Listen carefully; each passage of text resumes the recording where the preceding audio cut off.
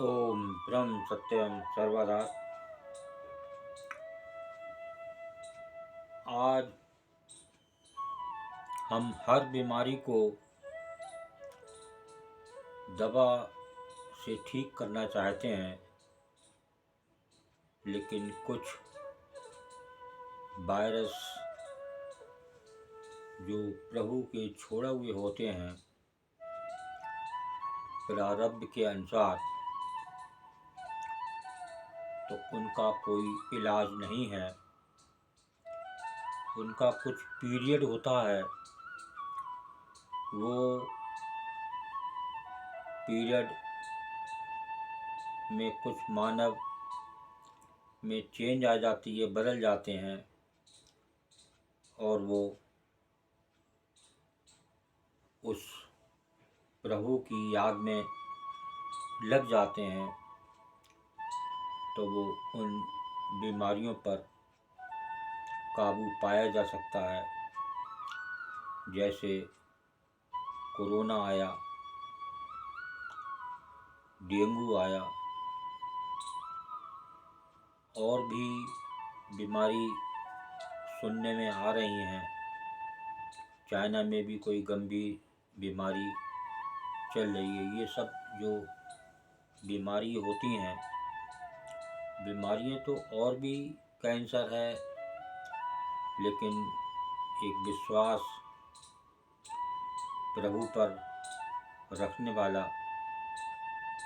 कि वो करनेहार वो प्रभु है, तो वो कैंसर की लड़ाई में भी जीतता है।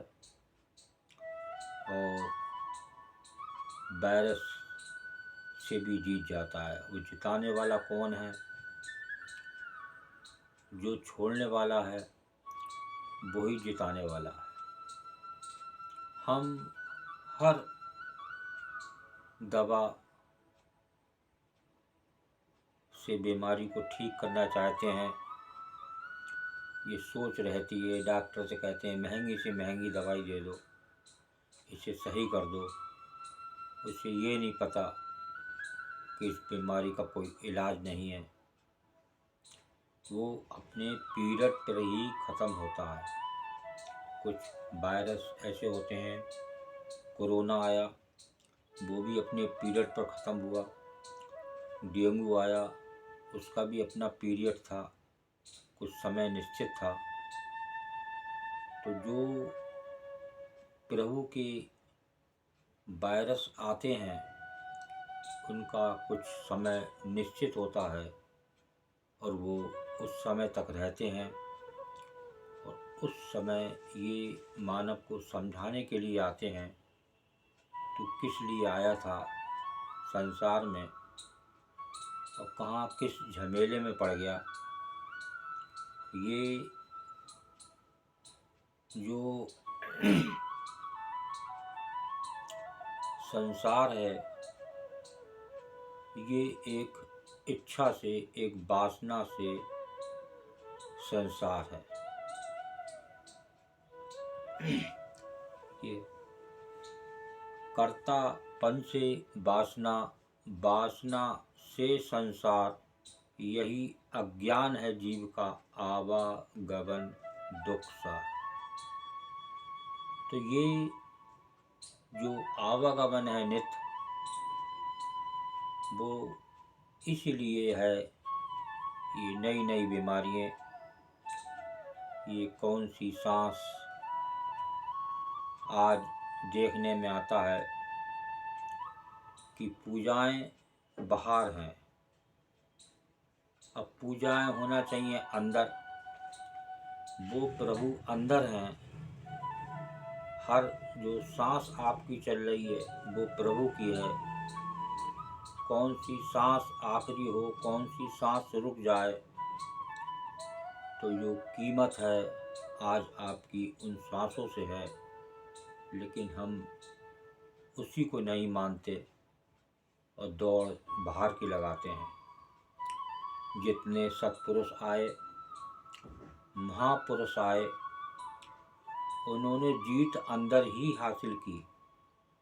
और आज का मानव चाहता है कि जीत बाहर हासिल करना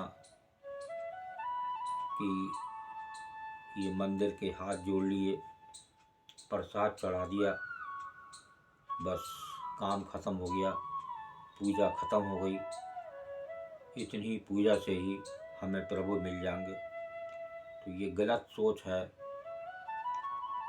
कि अंदर से कुछ और विचार, बाहर से कुछ और विचार। तो अंदर बैठा वो सृजनहार बुरा प्रभु आपको हर पल आपका निरीक्षण कर रहा है कि आप क्या कर रहे हैं, और वो सब जानता है, लेकिन आप भूल जाते हैं कि कब हमने क्या कहा, क्या हमारी सोच थी। तो एक सोच को, एक सबसे बड़ा तो कष्ट यही है कि हम इस देह को ही अपना शरीर, अपना स्वरूप माने हुए हैं। वास्तव में ये शरीर जो मिला है उस निज स्वरूप को जानने के लिए, और जब तक आप निज स्वरूप को जानेंगे नहीं, आपकी भेंट नहीं होगी, जब तक आपका छुटकारा होने वाला नहीं है। तो ये प्रभु कब प्रभु के हाथ में है, आपका प्रारब्ध, आपका जीवन कब तक है, कब इसका एंड है, कोई पता नहीं। और जैसे जैसे वायरस का प्रकोप होता है उस समय हजारों लाखों मौत हो जाती हैं, और ये जितने भी युद्ध होते हैं विदेश में हुए कहीं भी, तो ये भी प्रारब्ध के अधीन है। देखिए, जब महाभारत का युद्ध हुआ तो भगवान कृष्ण ने अर्जुन से क्या कहा कि तू डर मत, तुझे युद्ध करना है, और ये जो हैं ये पहले ही मारे जा चुके हैं। ये जो तू सामने देख रहा है, ये भीड़ युद्ध की, तो ये सब पहले ही मारे जा चुके हैं।